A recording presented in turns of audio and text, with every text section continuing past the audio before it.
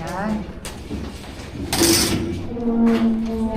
Roller. Ano yung roller natin? Roll.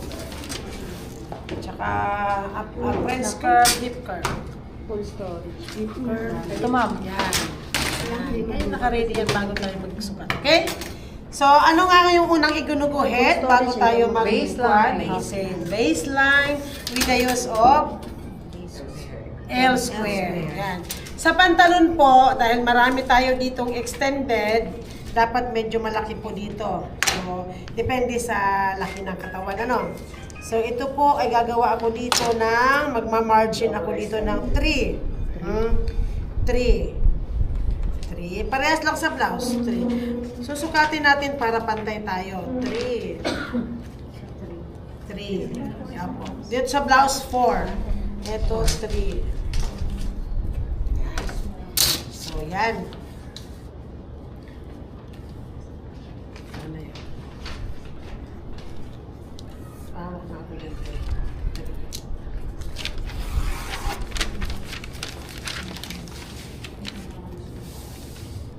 Habaan ko na to kasi kukunin ko na kaagad yung pants length niya. Para mas mabilis. Okay? Pants length niya ay 35. 5. Oh, ito na. Ito na. Ang galing ah. Oh, di ba? 35. Tabingi naman yata ito. Okay? Tapos dito po dapat pantay tayo. Kahit 2.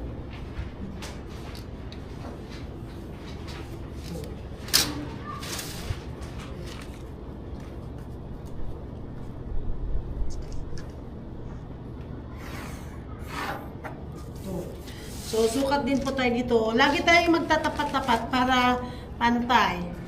35. Eh, Yan. bakit malayo? Hmm? Ba? Ito naman ay 35.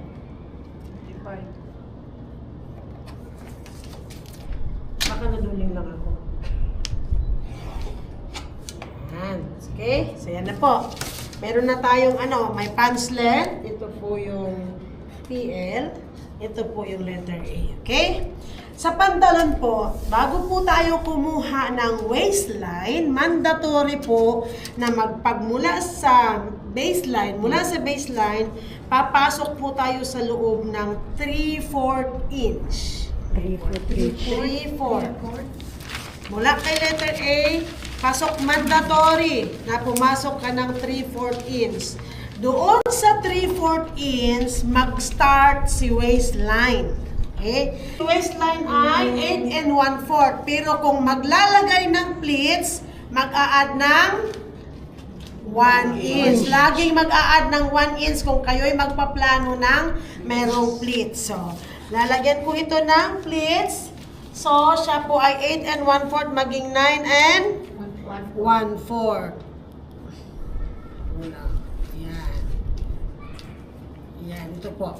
Ito po yung waistline plus 1. Ngayon, dito sa nakinuhang waistline, doon po kayo kukuha pa atras ng apex distance na measurement niya. Na 3 point, ilan yun? 3.5. 3 and 3/4. 3 and 3 and 3/4. 3/4. Yan. So, mula dito, pumasok ako sa loob ng 3 and 3/4 para sa kanyang tax. Anong ginagawa natin dito? Half. Labas ka ng half inch, pasok ka ng half inch. Standard na sukat ng pleats ay 5 inches. 5 inches. Yan. 5 inches. Pero kung maliit lang, baka hindi umabot. Pero standard po yan. Mga 4 pwede po, ma'am. Yan, pwede naman. So, yan na po yung pleats niya. Yan na po yung waistline niya. Anong kasunod na susukatin? Hip. Teka, nagkamali ako. Sorry, nakalimutan ko. Bago ka kumuha ng pants length, mag-aakyat ka ng 1 1/2 sa taas. 1 and 1/2. Ano yon? Ano to? Para saan to? Waistband. Okay, so balik ako dito. Dapat po nakaakyat ako ng 1 1/2. Para sa waistband. Then, diretso sa 35 pa rin tayo. Yan. Huwag ko nang aalisin to kasi yan na po ang pinaka Face. tupi. Finish na. Oh, ito yung finish. Tapos tupi na niya yan. 35. Okay, so ito ilalagay ko na lang to na allowance. 1 and 1/2 din naman talaga. Okay, so yun na. Kaya ko naalala kasi kukuha na ako ng crotch. Okay? Next is, before ka akyat ka ng 1 and 1/2. So, crotch measurement. Ilan ang crotch? 9. 9. Ganun din siya. Kasi ang crotch, nakakabit dito, di ba? Yung crotch measurement mo naka-attach din sa cinturira. Anong tawag nito? Bandroll. Doon sa waistband. Naka-attach din siya. So, ganun din ang gagawin natin. Akyat din tayo ng 1 and 1/2, then 9. 9. Okay, 9. So, 9. Sukat din tayo ng 9 dito para laging pantay. 9. Ano ang nakakonect kay crotch? Pagmasdan nyo kung ano nakakonect. Hip. Hip 2. Very good. So, ilan si hip 2? 9. 9 din. Oh, 9. Ito si 9. Hip 2. Yan. Okay? So, ito po yung hip 2. 9.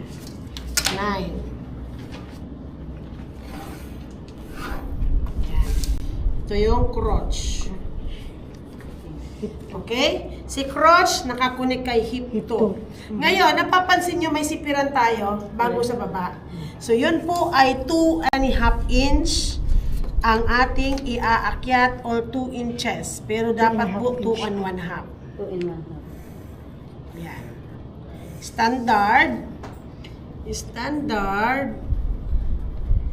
Susulatan ko na ito. Akyat 2 and 1/2 from hindi, hip 2. Hip 2. Ito ngayon inakyat ninyo, ito ngayon ang i-connect natin doon sa waistline. Yan. Kahit nakaganyan yan, kasi pag inatras mo nito, may additional kasi tayong 1 inch eh. Okay? O, tatapat pa rin siya dito. Okay? Ngayon, nasaan ang crotch? Nakita niyo dito, meron kang papasok sa loob. Nakita nyo? So, magmula dito, i-extend ka ng 2 inches, pero dito natin i-connect sa hip 2. Okay, so ibig sabihin, labas tayo ng 2 inches dito. 2 inches. Pero mapayat naman si ate kahit 1 and 1/2 lang. 1 and 1 half. Opo, kasi masyadong malaki ang 2 inches sa kanya, baka malawlaw. Pero yung mga malalaki, 2 inches to 2.5. Yan ang standard. Okay. So, 1 and 1 half po ang additional. Sa iyo lang. 1 and 1 half. Ngayon, ito na yon. Ito, disregarded na tong guhit na ito.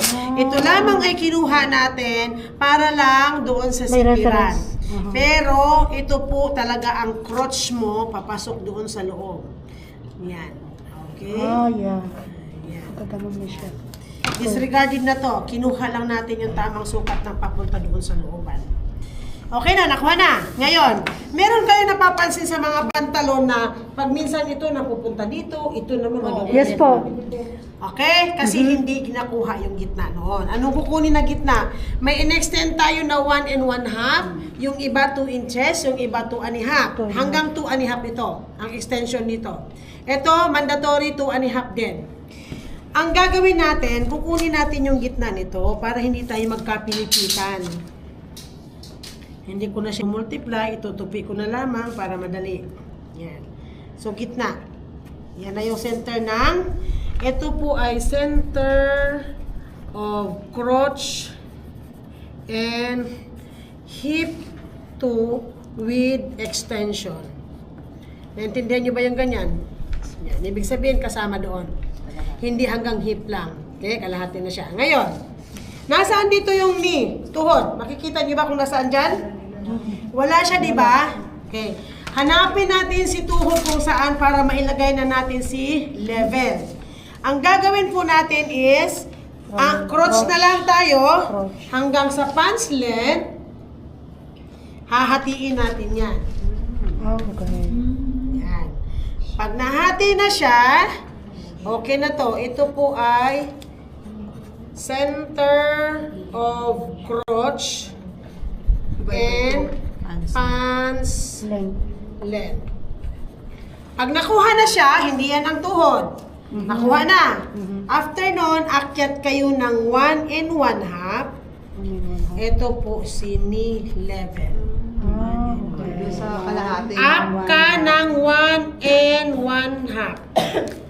Knee level. Oh, ito na po yung knee level. So ngayon, para magpantay tayo, sukat natin yan. Ilan yan? 11 and 3. So dito naman, sukat din tayo. 11 and... Mali.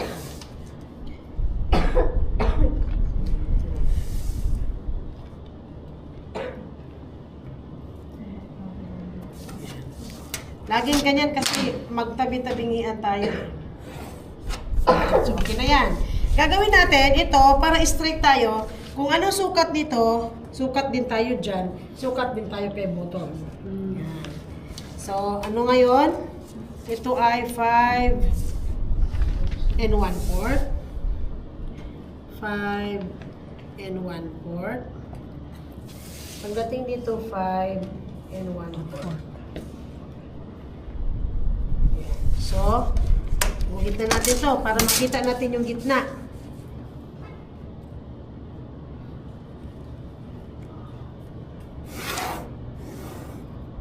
Yan. So, nakuha na natin. Ngayon, ilalagay na natin si knee level. Kanina, kinuha natin yung front. Kasi front pa lang ginagawa natin. So, yan ay 7.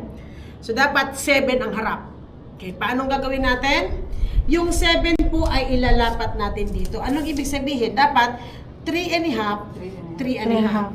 Tama? Para maging 7. Kasi front pa lang tong ginagawa. Kaninang pa-circle, nakasama ito, kaya divided by 4. Kanina, 7 lang ang kinuha natin. So ngayon, gagawin natin 3 and 1/2 sa kabila. Para makuha 7. Okay, para makuha ang 7. 3 and 1/2. 7 din. Okay?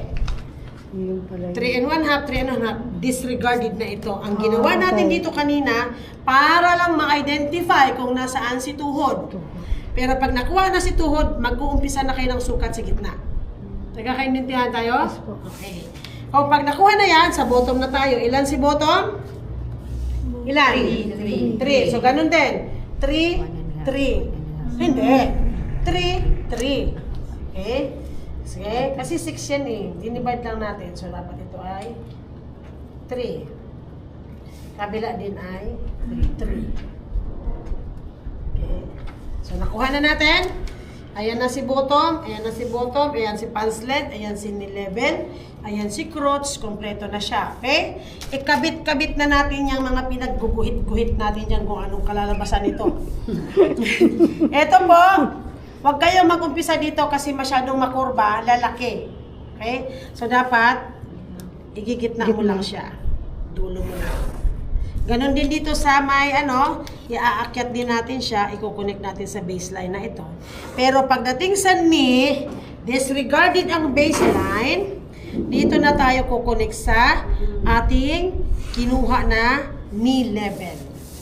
Pagdating dito, straight na lang siya para hindi lumaki kasi straight cut to eh.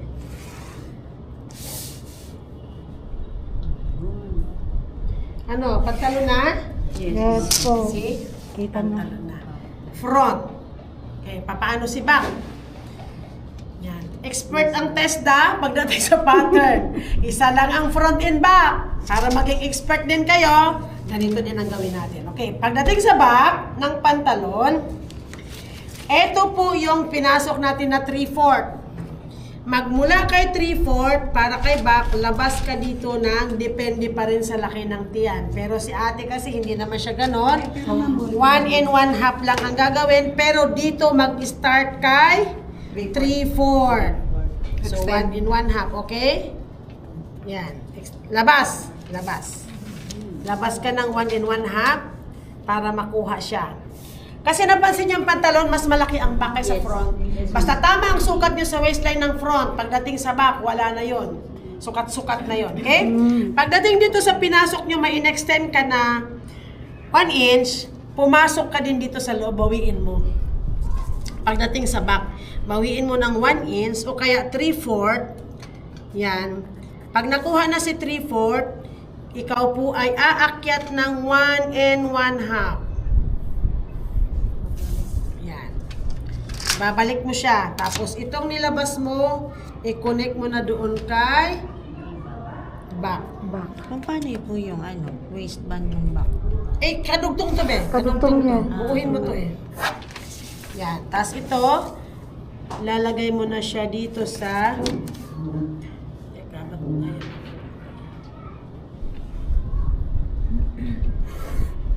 Yan. Tapos, okay na yung back mo sa taas. Dito naman tayo sa crotch measurement. Mandatory sa bra, di ba yung back natin malaki, mas malaki. So, ang gagawin natin, mula dito kay crotch front, bababa po, 1 1/2 po yan natin. Bababa tayo ng 1/4 inch. Pagbaba ng 1/4 inch, labas po tayo ng 1 1/2 hanggang 2. Kung ito, naglabas ka ng 2 1/2, pagdating sa back, 2 din. Okay? So, yan, lumabas na po tayo. Back kasi ito eh, sa likod kasi ito eh. Yan. Okay? Pagdating dito sa kabila naman, sa crotch naman, lalabas ka rin dito ng 1 1/4. Yan. 1 1/4. Pagdating dito, wag ka na dito ha. Alisin mo na yan. Pagka nakadrawing na ng front, ito, disregarded na lahat yan. Kasi ang babasihan nyo, ito na po yung front. Kasi iyan po yun, nakakunik sa back. Okay, ang gagawin po dito, extend ka ng 3/4. Paano ba? Ayan. 3/4. Tama. 3/4. Dito din ay 3/4. Pagdating dito ay 3/4. Dito din ay 3/4. Okay? Nilabas, pinasok, bababa, aakyat. Ngayon, ang gagawin natin, pagdugtungin natin sila.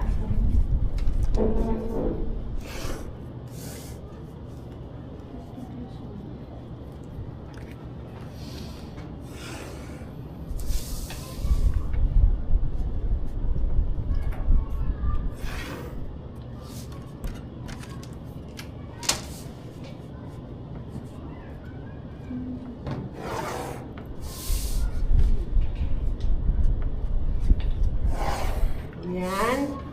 Tapos pagdating dito ay allowance. Allowance ng front. Allowance. Allowance ng back. Okay po, may pants na kayo front and back.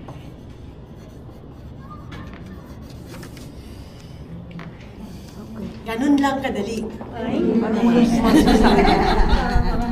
Ganun lang kadali. Okay. Paano yan na? Front and back pa Ma'am, din. yung tax po ng ano? Kung maglagay kayo ng tax sa back, so dito naman kayo galing. Sa front dito. Tapos dito naman ngayon, umakyat kayo sa taas. Ganun din. Kung ilan yon 3. Ilan nga isabi mo? 3. Okay. 3 and 1/4. So, 3 and 1/4. Tapos, hatiin sa gitna. Ano ba yan? Hatiin sa gitna. 5 inches. Magdudugtong siya. 5 inches. 5 inches. Standard. Yan. Magsasapaw siya. Pero yan na po. Sasapaw. yun. Okay. Okay? Tanong. Walang tanong? Marami. Tanong mo may pumasok sa Okay. Bulsa po, bulsa. May bulsa. Kasi po ang bulsa natin is side pocket. Okay? Side side pocket. pocket. Side pocket po ang bulsa nito. Okay? So, ang bulsa po natin standard is 10. 10. Para maraming mailalagay na laman. Pera. Pag walang pera. Ay, gagawa pala ako ng allowance. Ay, hindi na. 10 na lang. Tama na siya. 10. 10. Then, ang lapad po is, ilan kadalasan? Tama ba ako? 6? Yan, 6. Then, baba kayo ng 7 inches. Tapos, itong 7 na to ay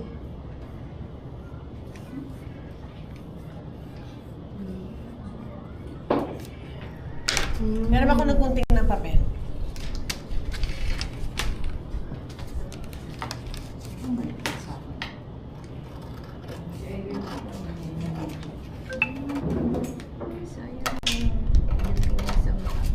Nung nasama yata yung ano. Hindi, ganyan talaga siya. Ah. Wala, malayo. Tinansya ko na yun eh.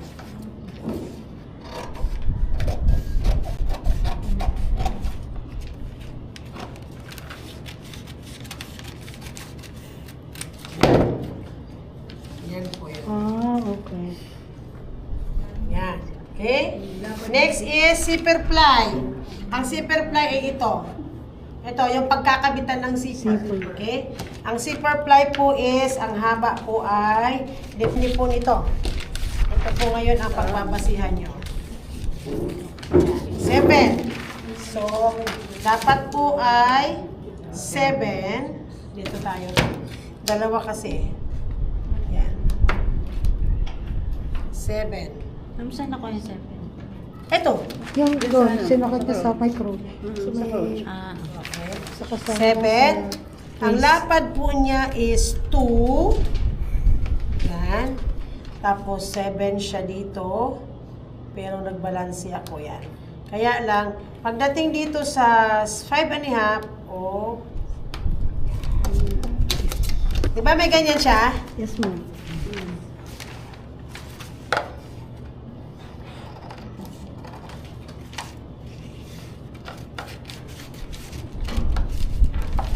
Yung pantalon hindi ko muna kinat kasi ano niyo muna. Saan na ba yun? Nasaan na yun?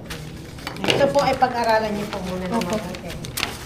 Kaya hindi ko muna yan siya. So, paano ko ba ito gagawin? Ito po yung front. Gawin kong dot-dot yung back. Pero kuha nyo naman, di ba? Okay. Intindihan nyo naman? Hindi po. Hindi na. Yung totoo, ma'am. Sabi ko nga. Sige. Yung red is back. Pencil ay Front. ito. Front. Okay?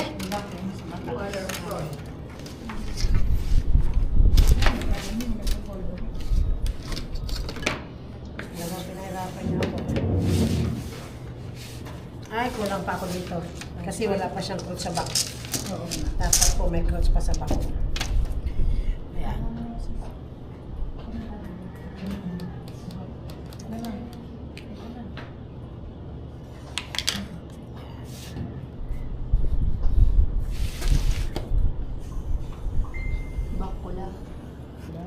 Oh, may ledger ako. Back pula.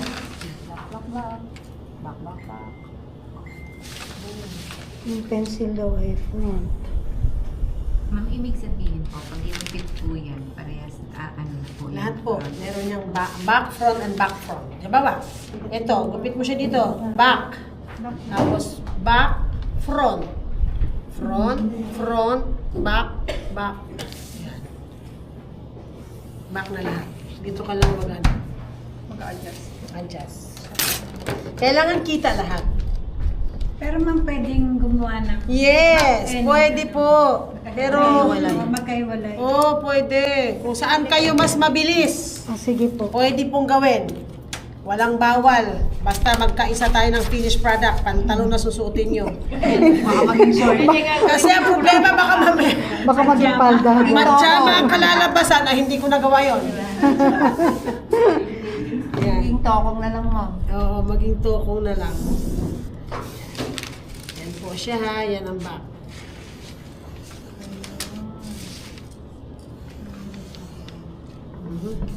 Lalagay naman yan sa prom. Para mapicturan. Yan. So yan na po. Ito po yung back. Picturean niyo para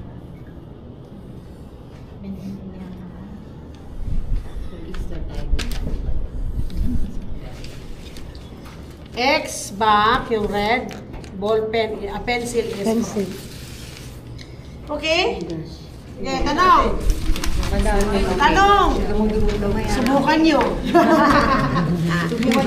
Ma'am, ako po. Kasi ma'am. Pero pag ginupit mo to, ma'am, kunyari, pag ito yung magkasama yung front and back, pag ginupit po to, isa-isa. Opo. Yun na po. Okay na po. Anong ibig mo sabihin? Pag nagupit ako ng tela, pagsabayin ko? Walang back at walang front mangyayari. Isa muna akong front. Ngayon, ganito po. Yun na po. Huwag niyo po munang intindihin ang pagkakat. Kasi ide-demo ko yun sa inyo. Sige ang po. intindihin niyo yung pattern. Pattern muna. Tapos, Sige po. ide-demo ko kung paano nangyari yung blouse na ganyan. Nangyari yung blouse, bakit siya nagkaganyan. I-cut ko po yun, isa-isang ipapakita sa inyo at bubuuhin ko rin siyang isa-isa nang malaman nyo bakit ganun ang nangyayari. Focus lang po muna kayo sa pattern. Okay po. Okay? Pero nag-gets ko na po. Okay? Pero yung Sige po. Lahat po ng yun ang pantalon, pantalon po is center fold open. Walang close. Walang Bukas close. lahat. Nakatupi lang siya, hindi balay naka-open, hindi balay naka-ano, okay lang siya. Okay po. Okay na? Okay po. Sige, sige.